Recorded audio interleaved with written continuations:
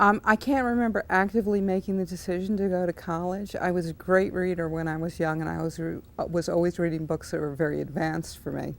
So that's why I can't remember actually coming across the concept of college. But I do remember as soon as I heard about it, I knew it was something I wanted. I love to read. I wasn't so wild about school because it went a little too slow.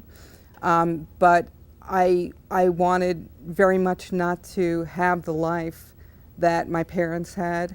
And as soon as I grasped that there was some place you could learn and improve yourself, not just financially, but the quality of your life in general, I knew I wanted to be there.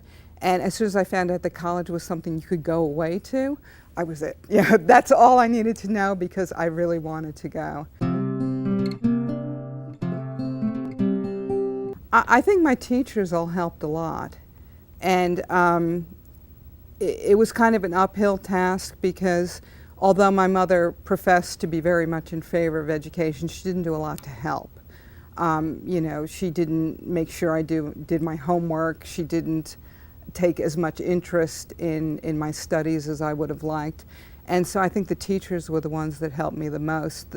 I was always in the college track at school, and it was always just an assumption we were going to go to college. It wasn't a choice. It was something that was going to happen. And I was in a neighborhood where a lot of the people were the children or grandchildren of immigrants, and everybody had decided all along that they'd come to America to better themselves, to better their children's lives. So their children were always going to get more education than they had. So everybody I knew, their parents were all high school graduates for the most part. Well, they were all going to be college graduates and often go on to graduate school, law school, medical school, that kind of thing. So it was very much in the atmosphere I was in. And as a result, it was all about what college are you applying to, what classes are you taking, you know, where are the scholarships. All those questions were just part of taken for granted in our lives. I wound up going to a small college in upstate New York. I should add, I grew up in New York City. My high school had about 3,500 students in it. It was loud, it was noisy, it was in the middle of everywhere, and I longed for small and personal and quiet. So I went to a small college in upstate New York called Elmira College. It had about 1,000 students. It was a co-ed college, but it originally had been the first college that granted degrees to women equal to those of men back in 1851, I think. So it had a prestigious history, but it also had a terrific endowment. So the educational standards of the school weren't brilliant, but they had a lot of money. And I came in with decent grades and very good test scores, and they just gave me full everything. And those days you got the Pell Grants, and there were extra scholarships. They just helped me. So it basically came down to about putting down the $100 deposit every year. And of course, my mother being my mother, she bounced that check. So, but that was one of the big factors to me. I had to go someplace where it would be all paid for because we didn't have any money. And it had to be someplace to go away.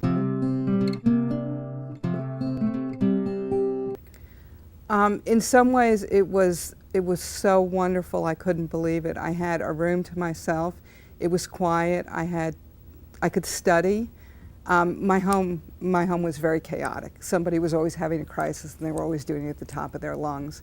And you know, there were no personal boundaries, so anything you had wasn't really respected. But I could go into my room, where I didn't have a roommate, shut the door, and just have my own space and feel free and comfortable, and that was so much of what I wanted from college. And also reading all the things I could. You know, there was a library that was very easy to access. Just all those things made it really wonderful. I was a little lonely because most of the students were middle class from small towns in upstate New York, and didn't have a lot in common with them. And yeah, at the time I was much more socially awkward, so I didn't make friends so easily. But it didn't worry me so much because I had the peace and I had the education, and that's really what I was there for. During the first year I started out as an English major, and I switched to history. And so I discovered a whole other world to learn about and look into, and it was just a great year. I was so sorry when the year ended and I had to go home for the summer.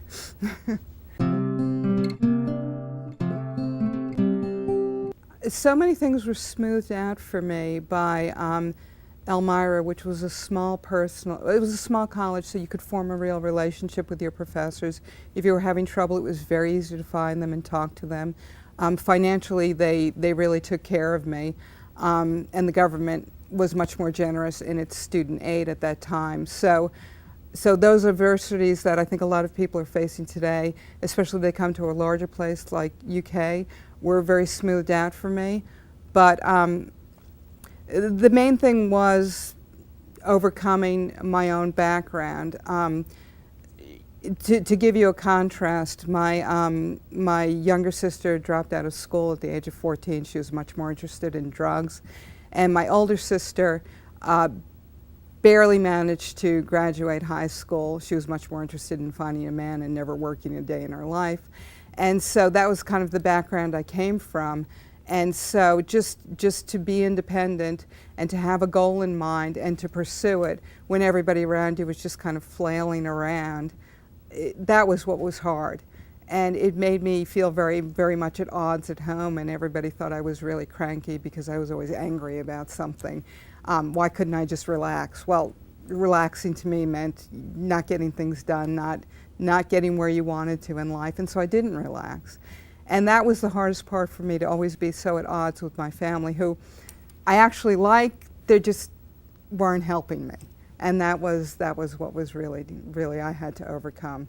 Once I got to school, that was where I wanted to be, so the adversity kind of fell away there. The main advice I would give is to not be afraid to ask. All the information is there, you just have to go out and let people know you need it, and they'll be happy to connect you with what you need to know. The other thing I'd say to them is be a little selfish, because it's for a good cause. You may get pressure from your parents. It's going to cost them money even if you take out all the loans in the world, and every scholarship doesn't cover everything.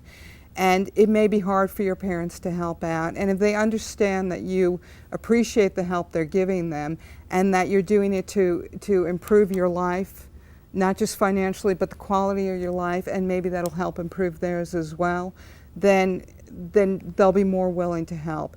And a lot of times it's not that people don't want to help, it's that they don't understand that if you don't have a space to study, you're not going to learn things, and you're not going to do as well, and then you're not going to get the scholarship. So those things are important to make clear. And then once you get to UK, again, there'll be people, your roommate may have parents and grandparents and great-grandparents that went to college, and they may know all this stuff, but you don't know this stuff. So you ask people, you ask your teachers, ask your advisors. UK seems like a real big place, but the teachers will make an effort to get to know you. Your advisor is there to give you help. And so don't be afraid. If you feel you came from a small town and you look at these big classes and you feel like you're drowning, tell somebody. They'll get you the help you need. They'll get you the tutoring that you need. Don't be afraid to speak up and say, I don't know how to do this, or I don't know how this works. Can somebody tell me how this works? And it means that, especially if you're somebody who's independent or somebody that doesn't like to admit you don't know everything, it's going to be really hard to do those things, to ask for help, and to, as I said, sometimes be selfish. But if you're going to succeed, it's necessary.